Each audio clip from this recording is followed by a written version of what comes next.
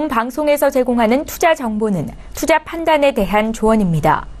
방송에서 제공하는 주식의 가치, 가격 상승 및 가격 하락에 대해서는 방송사에서 보장하지 않습니다. 이 시각 헤드라인 뉴스입니다. 박근혜 대통령 탄핵 소추안 가결 뒤 금융시장의 위험에 대비해 금융위원회와 금융감독원이 합동점검회의를 열었습니다. 임종용 금융위원장은 가계부채 구조 개선에 더욱 속도를 내야 한다며 내년 고정금리 비중을 45%로 분할 상환 비중은 50%로 목표를 상향 조정하겠다고 밝혔습니다. 우리 수출이 이번 달 들어서도 회복세를 이어가고 있는 것으로 나타났습니다. 관세청은 지난 1일부터 10일까지 열흘 동안 수출액이 128억 6,400만 달러로 지난해 같은 기간보다 1.6% 늘어난 것으로 집계됐다고 밝혔습니다. 품목별로 보면 석유 제품, 반도체와 승용차가 증가했고 철강 제품과 자동차 부품 수출은 감소했습니다. 조선업계의 구조조정 영향으로 11월 취업자 증가폭이 6년여 만에 가장 낮은 수준을 기록했습니다.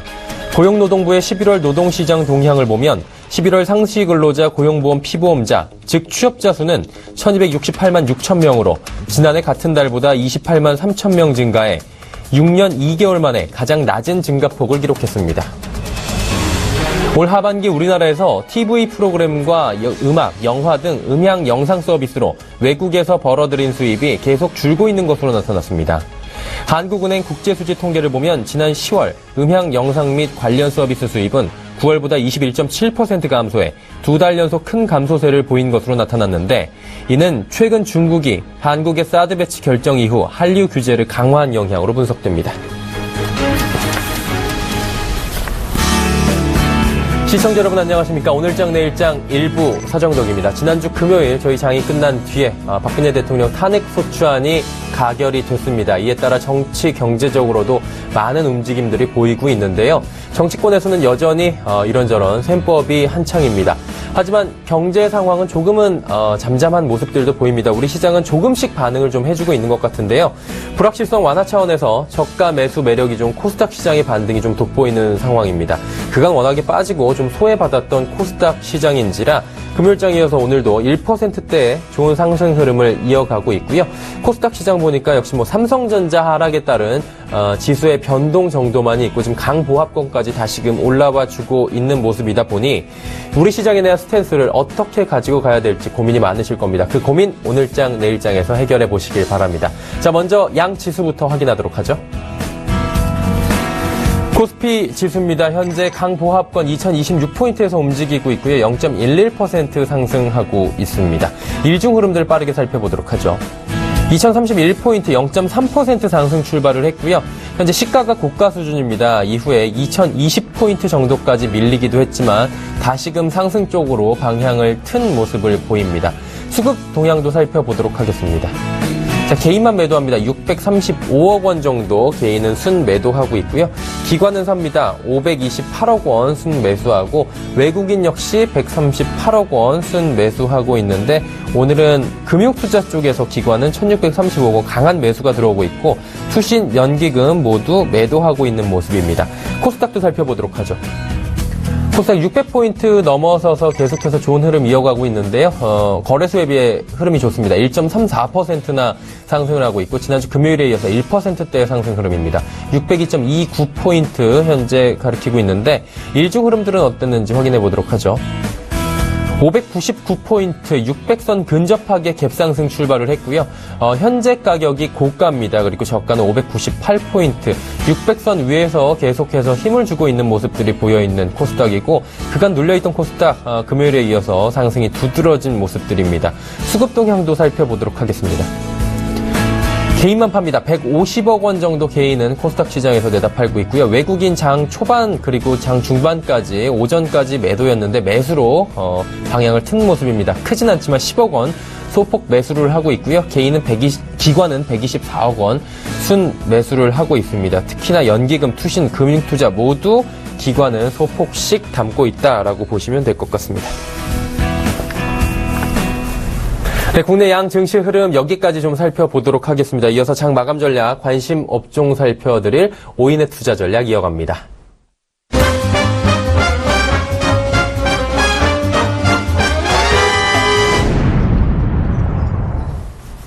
맨눈으로 시장을 살펴드립니다. 오인의 투자 전략 시간이고요. 오늘 장에 대해서 오인은 어떤 코멘트를 남겨줬을까요? 함께 만나보시죠.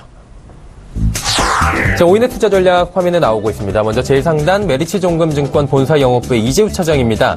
정치 불확실성 완화, 반등 노리자라고 아무래도 탄핵소추안 가결에 대한 이야기를 해주시고 계신 것 같습니다. 다음은 메리츠종금증권 강남금융센터의 전희승 과장 짧게 남겨주셨네요. 새로운 시작이다. 추가로 높아지고 있는 코스닥 투자 매력이 보인다라고 덧붙여 주셨습니다. 하나금융투자증권 원주 지점의 박남열 부장은 뭐라고 남겼을까요? 코스닥의 반격이 시작됐다. 그간 소외됐던 코스닥 시장 중소형주 실적 좋은 기업부터 우선 포트에 편입해볼 때가 아닌가라고 남겨주셨네요. 메리츠종금증권 여의도금융센터 김민수 부장 오늘도 정말 짧고 굵게 남겨주셨습니다. 세 글자네요. 기지개. 자, 기지개 켜고 있는 우리 증시 말씀해 주시는 것 같고요. 마지막 보도록 하겠습니다. 이베스트 투자증권 테헤란 금융센터의 김근호 연구원. 정치 불안정성 약화 후에 시장이 반등을 모색하고 있다. 중소형주 키 맞추기 시도하고 있다라고 이야기도 남겨주셨네요. 자, 월요일장 오인의 투자 전략 만나보셨고요. 이 중에서 한 분 연결하도록 하겠습니다. 메리츠종금증권 본사영업부 이재우 차장 화상 연결돼 있습니다. 차장 안녕하세요. 네, 안녕하십니까, 이재우입니다. 네, 월요일장입니다. 월요일장에 이렇게 남겨주셨어요. 정치 불확실성이 완화되고 있고 반등을 노리자라고 주셨습니다. 자, 어떤 것들에 대해서 저희가 좀 주목해보면서 오늘장에 대응해야 될까요? 일단 지난 금요일 탄핵안이 가결됐습니다. 그러면 사실 그동안에 중소형주, 특히나 이제 코스닥이 사실 좀 문제였죠. 근데, 코스닥을 약하게 만들었던 요인 중에 하나가 또 이제 정치적인 불확실성이었다라고 하면, 이 불확실성, 일단 좀 완화되면서 충분히 반등을 노릴 수 있는 그런 구간이 아닌가 싶고, 실제로도 지금 현재 그렇게 이제 반발이 좀 진행되어 가고 있습니다. 다만 이제 12월 달이고 12월 달에 전체적으로 양도세 문제로 인해서 변동성 나올 수 있겠고요. 또한 이번 주에 이제 금리 인상이 예정되어 있기 때문에 그 중간에 하루 이틀이라도 이제 변동성은 나올 수 있을 것으로 그렇게 생각을 합니다. 어쨌든 최근 들어서 코스닥이 그동안의 초약세 국면에서 일단 아마 2, 3일 정도 이제 반등을 만들어가고 있어요. 종목별로 그렇게 탄력적이진 않아도 일단 하락이 멈추고 반등으로 연결되는 것이 좀 중요하지 않겠나 그렇게 생각이 되어져서 추가적인 반등을 한 번 더 노리고 조금 더 큰 그 중소형주 시장은 이번 달보다는 다음 달, 그러니까 연초, 신년초에 대한 기대를 좀 더 가지고 있어요. 왜냐하면 그때는 이제 금리 인상도 이제 끝나고 어떤 정치적인 불확실성 완화 쪽으로 이제 굳어간다라고 하면 전체적으로 신년의 흐름은 상당히 괜찮지 않겠냐. 수급적인 측면도 괜찮을 것으로 그렇게 보고 있기 때문에 그러나 어쨌든 간에 이제 이번 달도 아직 많이 남아 있기 때문에 이러한 어떤 불확실성으로부터 제거가 된다라면은 그동안에 이제 과하게 하락했던 부분들 일정 정도 되돌리며 반등은 충분히 나올 수 있는 그런 구간으로 생각을 하고요. 금리 인상 전으로 달러가 그동안 강세를 계속 보여왔는데 이것이 약세 전환할 가능성이 충분히 있다라고 보여집니다. 그렇다라면은 외국인 매수 유입 구도가 될 것으로 보여져서 거래소도 나쁘지 않겠다 이렇게 보입니다. 단기적으로는 코스닥이 워낙 많이 빠졌기 때문에 일단 외국인 매수 여부와 관계없이 코스닥이 좀 더 강할 것 같고 그리고 금리 인상이 결정된다라고 하면 그 전후로 해서 거래소 계속적인 어떤 안정적인 흐름을 좀 기대해 볼 수 있는 그런 시장 구도가 되지 않겠나 이렇게 판단을 하고 있습니다. 한마디로 그동안에 낙폭이 있었는데 이것들을 이제 좁혀나갈 수 있는 그런 길들이 많이 열리고 있다라는 이야기이신 것 같아요. 네. 자, 그렇다면 이제 저희가 오늘장 관심 업종들 그리고 종목들 좀 살펴보면 좋을 것 같은데요. 네. 꼽아주신 게 금리 상승 피해주, 원화 강세 수혜주 그리고 낙폭과대 중소형주 이렇게 꼽아주셨습니다. 이제 세세하게 좀 이야기를 들어보고 싶은데 어떤가요? 사실 그동안에는 이제 거래소 종목이라 하더라도 삼성전자니 혹은 금리 상승에 대한 수혜, 은행, 보험 이런 쪽이 이제 많이 올라갔죠. 근데 이 기류가 미국의 금리 인상을 기점으로 해서 바뀔 수가 있겠다. 지난주에도 한번 이런 비슷한 말씀을 좀 드린 것 같은데, 그런 쪽으로 이제 차가 날아가면서, 시장 접근할 필요가 있지 않겠나 싶습니다. 그리고 코스닥 같은 경우는 낙폭이 워낙 컸기 때문에 여기에서 뭐 리스크 요인보다는 오히려 기회 요인이 좀 더 크지 않겠나 뭐 그렇게 보는 것이 적절할 것으로 보고요. 이게 단기 반등으로 그친다 하더라도 연초까지 어떤 상승은 충분히 기대해 보면서 시장 접근 해야 된다 이렇게 말씀드리면서 업종별로 들어가면은 자 금리가 어떤 상승하게 된다면 그냥 알기 쉽게 우리가 금리 인상 좀 피해 쪽 섹터 뭐 건설이라든가 증권 이런 쪽 관심 가질 필요가 있지 않겠나 뭐 싶고요. 어쨌든 미국 금리 인상 전후로 인해서 전체적인 장기 금리를 비롯한 이런 금리 상승은 좀 둔화될 것으로 보이기 때문에 이런 어떤 모멘텀을 바탕으로 해서 건설증권 쪽 관심 있게 볼 필요가 있다라고 생각을 합니다. 또한 최근 들어서 이제 원달러 환율이 좀 강세를 띠고 있는데 유럽의 어떤 뭐 그 이탈리아라든가 프랑스라든가 여러 가지 이제 또 유로존 탈퇴에 대한 우려들이 나오면서 불안감을 좀 만들어갔죠. 뭐 그러나 이것이 우려했던 것만큼 크게 이제 그 불안한 그런 상황은 아니다라는 것이 시장도 파악을 하고 인정을 하고 있는 그런 부분들이어서 유럽 불안감이 완화되면은 이제 원달러 환율 강세가 가능성이 있습니다. 그렇게 된다라면은 업종별로 이제 최근에 철강주들의 상세가 이제 좀 두드러졌는데 이런 부분들도 원달러 환율 강세에 대한 어떤 기대감이 좀 서려 있다 이렇게 보고 있고요. 그래서 뭐 철강이라든가 환율 강세에 따른 수혜 받을 수 있는 뭐 여행주라든가 혹은 음식료주 이런 쪽에 대해서 관심을 지속적으로 가질 필요가 있을 것으로 생각합니다. 뭐니 해도 투자자 여러분들 코스닥 쪽에 아무래도 관심이 많고 또 이제 물려있는 종목들은 많이 있을 테니까 이쪽을 한번 본다라면 역시 이제 좀 전에 이제 뭐 미국 금리 인상 전후로 해가지고 코스닥 또한 흐름 자체가 바뀔 가능성이 있는데 여기에 우리 정치적인 불안감도 어느 정도 해소되는 그런 상황이라 한다라면은 우리 12월장 혹은 또 1월장 뭐 괜찮지 않겠나 그렇게 보여서 일단은 과매도된 중소형주 연초를 한번 기대하면서 볼 필요가 있지 않겠나. IT 부품 같은 경우는 또 연말, 연초 또 여러 가지 신기술도 발표를 하기 때문에 IT 부품, 뭐 반도체 외에 지속적으로 관심을 가져야 될 것으로 생각을 하고 있고요. 바이오는 워낙 많이 빠졌어요. 바이오 화장품 이런 쪽 낙폭과대에 따른 반등 또한 충분히 노려볼 수 있을 만한 그런 시점이다. 이렇게 보시면서 오늘 관심주로 이제 HL 사이언스라는 종목을 한번 말씀을 드리도록 할 텐데요. 신규 상장된 지 얼마 안 된 종목이죠. 근데 이 종목 건강기능식품 쪽이 매출 비중이 한 85% 정도 되고요. 그 다음에 바이오 쪽이 한 15% 정도. 이게 건강기능 쪽이 이제 매출이 대부분이고 실제 3분기 같은 경우도 또 괄목할 만한 어떤 매출 신장을 보여왔고요. 회사가 설립되고 나서 11년 동안에 단 한 번의 적자 없이 꾸준하게 수익을 내고 있는 그런 업체여서 시장만 안정화된다라면 언제든지 부각될 수 있는 그런 종목으로 이제 판단을 하고 있습니다. 그래서 한 23,000원 정도 매수가 잡아보신다라 하면 내년 뭐 1월까지 3만 원 목표가 충분히 가능하다 생각을 하고 있고요. 손절가 21,000원 말씀드리도록 하겠습니다. 네, HL사이언스 지금 23,000원 매수가 주셨고요. 내년 1월까지 목표가 3만 원, 손절가 21,000만 원 남겨주셨습니다. 오인의 투자 전략 메리츠증권증권 본사 영업부의 이재우 차장과 함께했습니다. 사장님 감사합니다. 네, 감사합니다.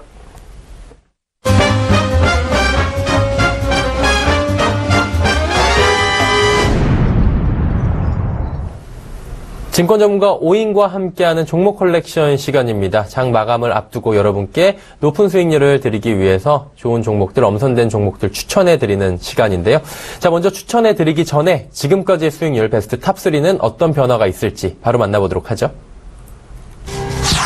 변화가 있을까요? 예, 탑3 지금 나오고 있는데 변화가 있습니다. 그동안 1위를 굳건히 지키던 한국투자증권 강남대로 지점의 윤철환 대리 한샘으로 수익률은 그대로입니다. 20%대 높은 수익률인데 3위까지 밀려났습니다. 그렇다면 1, 2위는 누굴까요?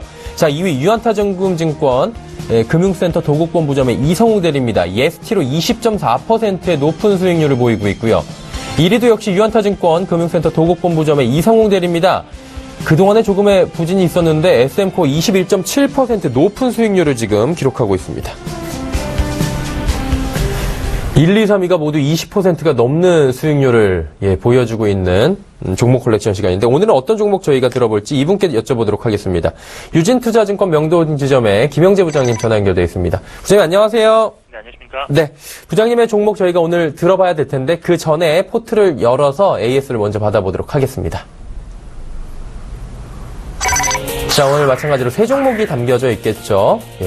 이지바이오, SKC, 우리은행 담겨져 있는데 이지바이오는 조금의 손실 구간입니다. 7.1%의 손실 구간이고요. SKC는 1.4% 수익 구간, 우리은행은 12.9%.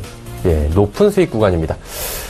자, 일단 한 종목 손실이고 두 종목은 수익 구간입니다. 한 종목 간단하게 코멘트 부탁드릴까요?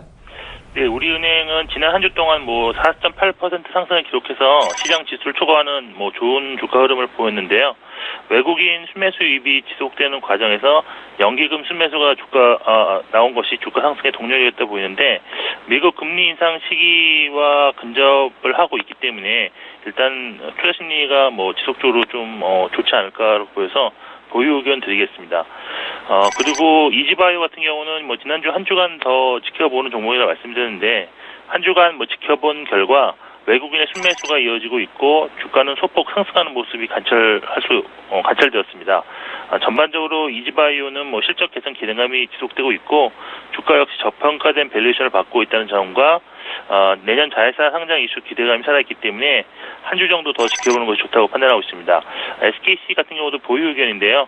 일단 12월 들어서 기간의 순매수가 하루도 빠짐없이 지속되고 있고 단기적 상승에 따른 조정 과정이 지속되고 있지만 업황 사이클상 내년부터 이익이 크게 증가할 가능성이 높아서 일단 내년 상반기를 겨냥한 저가 매수도 병행하는 그런 보유 전략을 이 좋다고 저는 판단하고 있습니다. 네, 알겠습니다. 세 종목 모두 보유라고 말씀을 해주셨습니다. 자, 부장님, 오늘의 그러면 추천 종목을 들어봐야 될 텐데 저희가 시간 관계상 조금 짧게 압축해서 알짜만 들어볼 수 있을까요? 네, 오늘 추천 종목은 현대백화점인데요. 네. 현대백화점의 메인 투자 포인트는 그럼 출점에 따른 매출액 성장과 더불어 이익이라든지 이런 것이 지속적으로 증가할 것으로 전망된다는 점입니다. 실적 예상치가 내년 기준으로 지금 영업이익이 4,341억 원, 당기 순이익이 3,559억 원으로 지금 형성되어 있는데요. 올해 대비 한 7% 이상 증가할 것으로 예상되고 있습니다. 현대백화점의 그 성장이 좀 지속될 수 있는 이유는 기존 백화점 출점보다는 도시명 아울렛 또는 프리미엄 아울렛 중심의 출점에 주력하고 있고, 여기에 비용을 통제할 수 있는 임차 형태의 점포망 확대를 진행 중에 있기 때문에 수익성이 좀 좋을 수 있다고 보입니다. 향후에도 지속적 출점으로 인한 지속적인 성장이 좀 기대할 수 있고, 현재 주가 밸류에이션 역시 투자 포인트라고 좀 볼 수 있는데요. 올해 실적 및 내년 실적 기준으로 PR로 한 8배 초반 수준, 그리고 PBR로는 한 0.6배 중반 수준으로 지금 밸류에이션이 형성되어 있어서 주가 하락보다는 상승 가능성이 높은 시점에 있다고 할 수 있습니다. 그리고 또 하나 단기적으로 이슈가 있는데요. 12월 결정될 신규 면세점 사업자 선정에 면세점 사업자로 선정될 가능성이 높습니다. 이것이 사실 그렇게 큰 기대 요인은 아니지만 면세점 사업자 선정이 될 것으로 예상되어서 그동안 좀 단기적으로 주가에 부정적인 영향이 많았다고 볼 때 사실 이 사업자 선정 여부의 그런 가부를 떠나서 불확실성 제거라는 관점에서 주가가 상승 전환하는 계기가 될 수 있을 것으로 예상하고 있습니다. 수급 동향도 사실 그렇게 나쁘지는 않는 정도로 보여서 이번 주 초반 저점 매수를 해볼 수 있는 그런 시점이 아닌가라고 보고 있습니다. 가격 전략을 말씀드리면 현재가 매수 가능한 영향으로 지금 판단하고 있고요. 목표가는 12만 5천 원, 손절가는 10만 원으로 대응하는 전략을 추천해드리겠습니다. 네, 오늘 현대백화점 매수가 현재가 목표가 12만 5천 원, 손절가 10만 원 말씀해 주셨습니다. 종목 컬렉션 유진투자증권 명동지점 김영재 부장과 함께했습니다. 부장님 감사합니다. 네, 감사합니다. 네, 오늘장 내일장 1부까지 숨과 북에 달려왔는데요. 2부엔 더욱 알찬 소식들이 준비가 돼 있습니다. 오늘장 이슈 KTB투자증권 리서치센터 최연기 연구원과 함께 살아난 위험자산 선호심리와 증시 동향에 대해서 짚어볼 거고요. 이슈 칼럼 준비되어 있습니다. 미중산업경제연구소 조용천 소장과 함께 글로벌 이슈와 증시 동향 짚어볼 거고요. 마지막으로 핫이슈 종목 하나금융투자증권 임진우 대리와 함께합니다. 예의주시하는 전기차, 배터리 관련주 분석 함께 해볼 예정이니까요. 2부도 함께 해주시기 바랍니다. 고맙습니다.